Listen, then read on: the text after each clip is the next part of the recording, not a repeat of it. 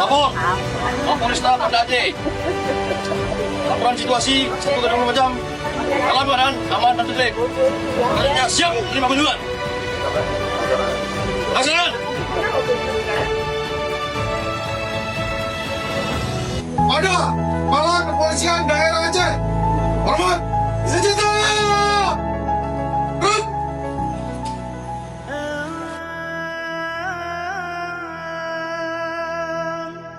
Assalamualaikum kaum sinara salim kamonyo suat berada gelandaran up di dalam puan gelandar timpang dan asa kaya mulia ware mameh di rumah inangan agam bandung syadara begada papah bercerita padan tak jaga rakan Nandra mulia